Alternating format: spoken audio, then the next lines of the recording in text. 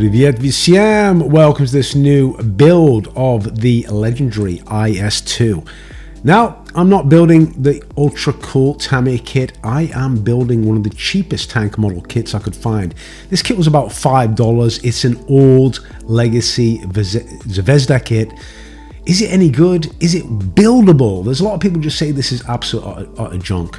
Well, I'm going to show you the kit parts. There's very few of them.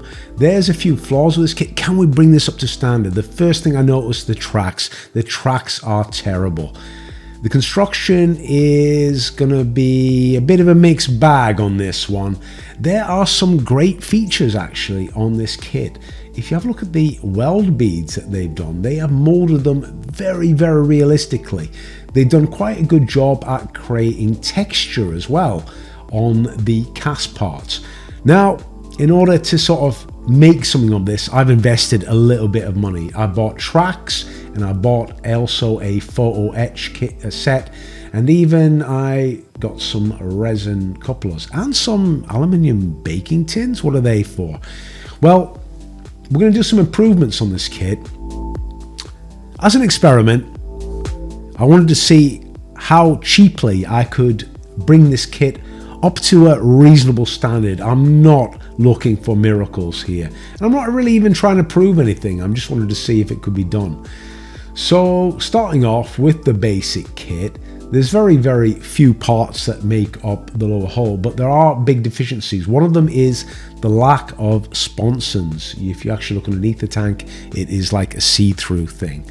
So we're going to address that.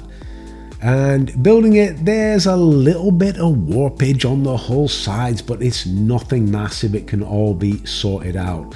And what I did find out is that the actual lower hull is, I think, from a KV1 or a KV2. And there are some fit issues when it comes to the upper hull, but we're going to address them also as we work through. Now, on the rear plate as well, I found I need to do a few corrections, and here you can see on joining the hull halves, you can see there's like this noticeable gap. Also, there's a very strange sort of shape on what would be the glasses plates as well that need some corrections. Now, one of the large modifications that I've decided to make is removing the fenders. What I noticed, and I'll show you some pictures later on, is that these Battle of Berlin IS-2s, they really had battered fenders, and the fenders actually on the kit are not too bad, but I wanted to see if I could replace them. I wanted to see if I could go about it in a very cost-effective way of replacing them using easily obtainable materials. So instead of getting a photo etch set, I thought I'd scratch build the fenders. What I did is I very carefully removed the fenders because I needed to template these in order to construct my own. They came off reasonably well, and then I'm left with the upper hull half.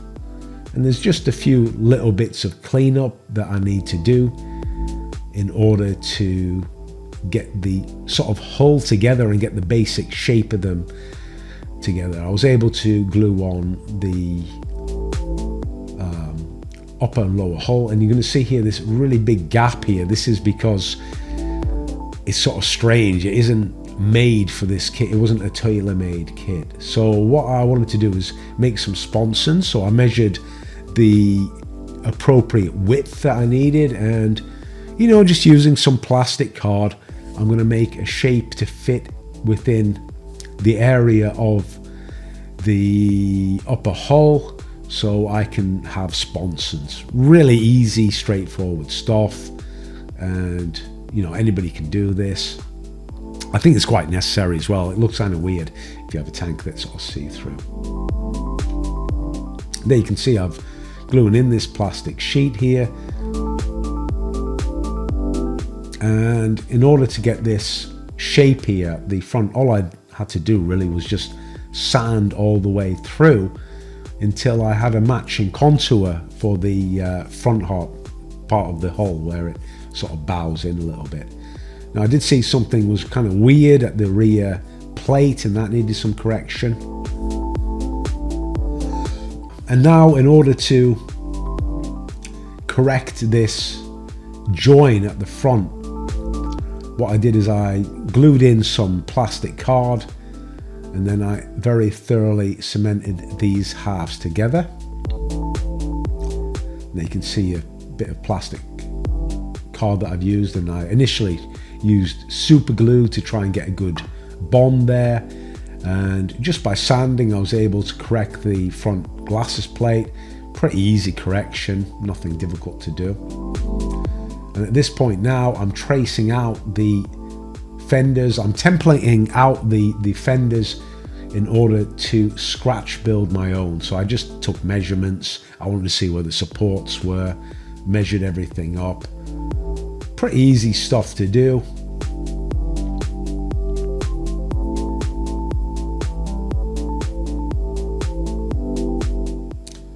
Just taking measurements again, and there you go, there's the supports, there's the fender outlines, and the first thing I'm going to do is actually correct this gap at the front. So I'm using 2-part epoxy putty here from Tamiya. You mix the two constituent parts together, and this stuff is like a really good 2-part putty. It dries really hard. All I need to do is just basically fill in this gap here and then sort of smooth it over and blend it into the whole sides, sand it down.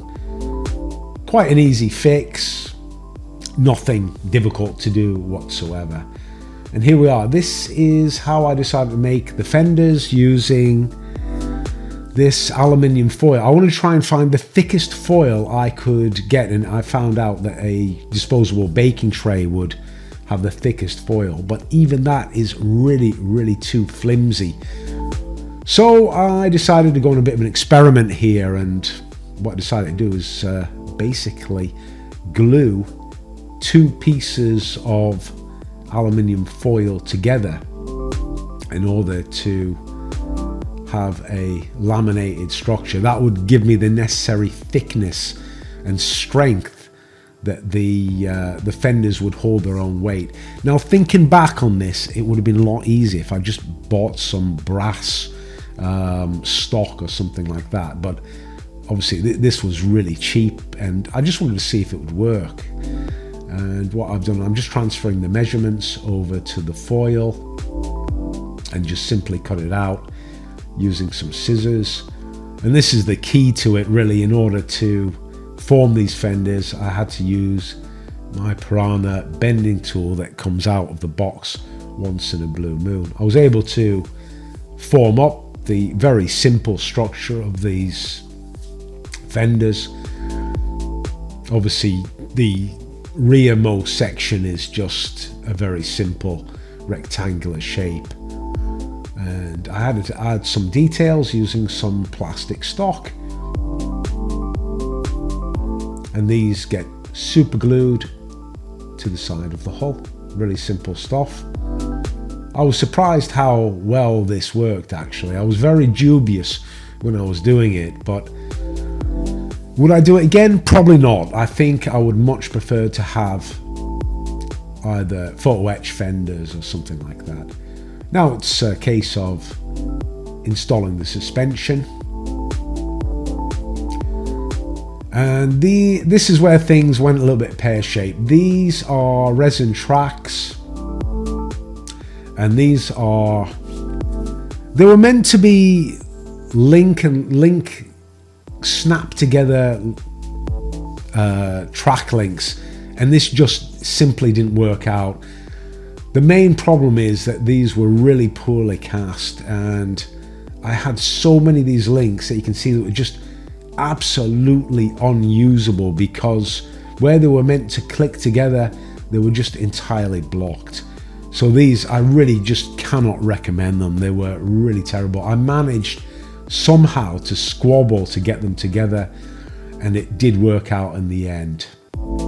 Now here you can see this is the driver's vision port. The Zvezda offering is not accurate. It's got this weird square portion which is just not on the real vehicle, so that was just shaved off, and after it was shaved off I could just glue the part on. Now this is like really the hero of the upgrade.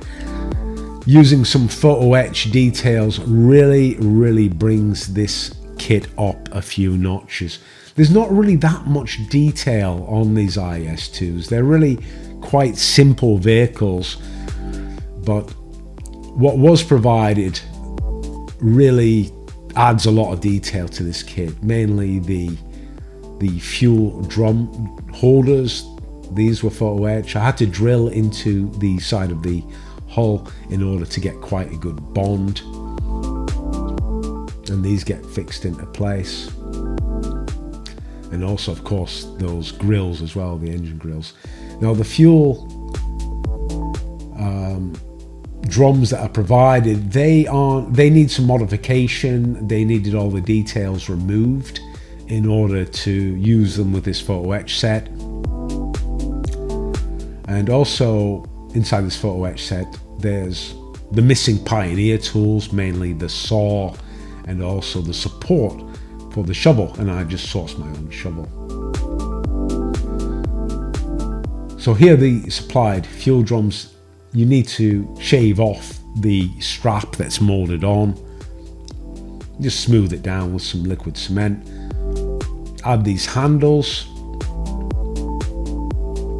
and then they can be attached in place. I didn't do all of them. I wanted to leave a few loose. What I noticed in the references is that some of these IS-2s were really battered. They'd lost everything. In fact, some of them had lost their entire fenders. These are the spare tracks, and they get detailed again with the parts from the photo etch. Another nice detail is this Eureka tow cable. You see these IS-2. There isn't a supplied one in the kit, and these get fixed. What I made sure is that I fixed them, logically using some wires. And this is definitely a detail I wanted to add, which was a really crumpled section of fender. So I used some thinner tin foil. That was my first go at it, and I actually corrected that a little bit later on. I made some modifications. And now we can just go and work on the turret. And again, the molding's really great. Now I use this resin upgraded cupola. I originally planned to add some crew, and I thought about opening up hatches, and really this was an unnecessary upgrade, but I'd already invested in it, and it was quite easy to fix onto the plastic turret. Again, back to the photo etch set. This is really quite a nice detail. It's sort of like the cover that fits on top of the mantlet. That gets fixed into place just there. And the supplied machine gun mount was really poorly detailed. This was just simply detailed using some brass tubing. Now fortunately as well, with the cupola set as well, it did come with these covers for the periscopes. These are entirely absent on the kit. And also we got these really nice foundry numbers that are part of the casting, so those got added on. There's another detail that I added. I just decided to splash out on a really nice barrel with a 3D printed muzzle brake. The supplied barrel, it was a little bit warped, so this is where I got to in terms of upgrades. I think it really actually added quite a lot onto the kit. Now, is it as good as the Tamiya kit? It can't be as good as the Tamiya kit, but really after adding these upgrades, I'm adding on some texture now. I just use Mr. Surfacer 500. I found that the cast texture could be definitely supplemented using Surfacer. It's what I tend to use. And also now I needed to add in some weld beads. There was no need to replace the weld beads that are actually on the kit.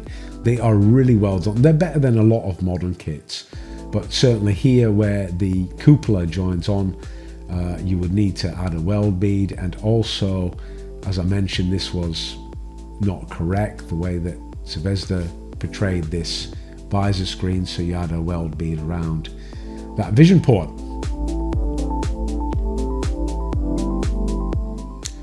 So now we can get on with the painting, And as usual, because we've got a mix of media here, we've got photo etch, we've got resin tracks, we've got plastic, a nice deep dark primer just makes life just a little bit easier when it comes to painting.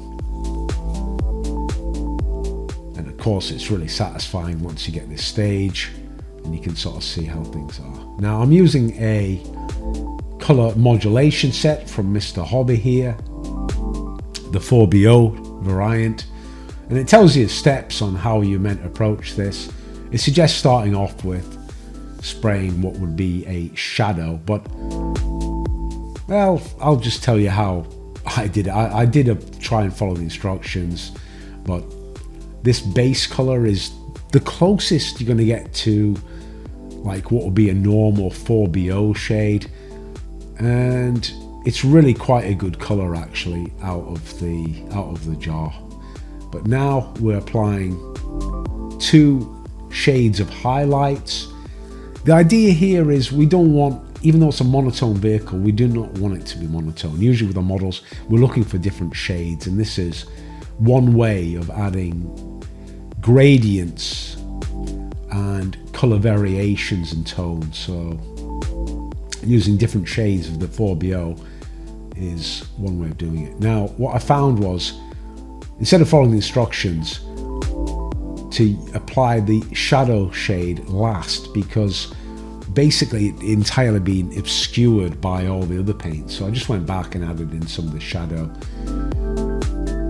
and that basically completed the base coat. Now this is a vehicle used in Berlin, in the operation to storm Berlin, and they were applied with very rough field markings. I think it might have even been lime or something that they used for these white ID stripes that they put on. Now I've done this previously, I've used an airbrush, got good results, but I thought, why not here just try and use a sponge? And well, I got mixed results with this, to be honest.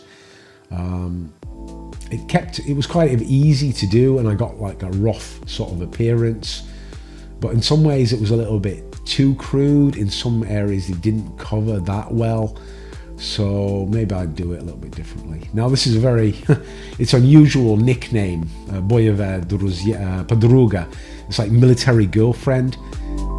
Very famous tank, this one, because it had this slogan that was not political. A lot of the tanks at the time had political slogans. They were like for the motherland, for Stalin, but this one really had like a soldier's theme about it. Now going on this theme of adding more color variations, we're applying acrylic paints here, and we're accenting the details. And also I decided to take some alcohol, I think it was, or maybe an acrylic thinner, and I tried to tidy up the markings. And also I actually sprayed some white back in to give them a bit more definition. The tracks never really got painted except for applying a wash, and now we're going to add a filter technique. This is called the oil dot technique, and what I do it in a 2-stage process. So what I do first of all is add the lighter colors, and these I decided to go warm using yellow, oranges. The white of course is not a warm, but these are the lighter tones that I'll apply first. And there's just 2 simple ways of application. You apply the dots, you use the thinner, and you either streak down on the vertical surfaces, and where it's horizontal, you will use a method of stippling. Now you can see here what's happening to the white markings is, using this technique, they're going to get degraded. Now I left this to dry for 24 hours. I wanted that oils to set, and now we're going to go in with the contrasting dark colors, and these get added more toward in the shadow areas, on the edges, and I used a very dark brown and a black. And this time what I want to do is add streaks of darkness to create further contrast. So this is a weathering technique. It isn't really an environmental effect. I like to vary sometimes my weathering, and you know, I just decided to go back using some oil dot rendering or oil dot filter technique. Just on this example, just sometimes it's good to, you know, mix things up a little bit. And you can see now the white markings are they're really degraded now. They don't even look white, except really on the top where I've managed to avoid streaking them too much. Now we're going to apply what is very simply the pin wash, detail wash, using the dark wash, and we're going to go into all these details and we're going to darken them and accent them, especially those welds, which really looked great. Anywhere where there's detail, we hit with the wash, and especially these weld beads. And where we've got areas that aren't tidy, we get a brush that's damp with thinner and just simply tidy it up. Really simple stuff. Now, to correct the white, I've used white oil paint. That gets brushed back on the markings as well. The decals, they're just too perfect. You would expect them to be cruder. And of course, right now is the time to paint the Pioneer tools. Why now? Because I've got to do it earlier on, to be quite honest. And we're adding some paint wear effects using a very dark brown black, highlighting again details. It's like a detail technique. But these tanks weren't really that battered, you know, you don't see any references that concludes that the paint was chipped. But we are depicting a vehicle in battle, and I wanted to, as you can see later on, do a specific style of weathering on this example. So what I decided to go for is, like, how would the vehicle appear in Berlin if it is street fighting? And I decided the thing is probably likely to be hit with bits of rubble, brick, masonry, etc.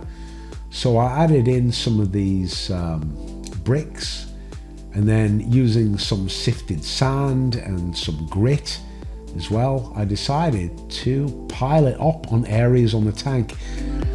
And this was done deliberately in a way that obviously stuff has fallen down on top of it. So it's not mud, it's not stuff that's been splashed up, it's like buildings collapsing on top of the tank. And this got fixed in place using some gravel and sand fixer. And while it still was wet, all I did was flick in some of this pigment. And this pigments, again, they were selected to depict like plaster type colors or concrete, the sort of stuff that you would see in a city environment. Now finally, to blend this together, I wanted a dust coating, and this is really easy, again just using an airbrush, just dusting over using the color buff. So I'm avoiding any mud effects. I wanted the effects of a street battle, and that's what I tried to go for on this particular model. Just added a few more pigments just to tidy things up at this stage, or add more of those effects of plaster. And of course the track wear points get highlighted using a graphite stick. And finally, some exhaust smoke. Really simple weathering, and maybe a good result. Anyways guys, hope you enjoyed it. See you real soon.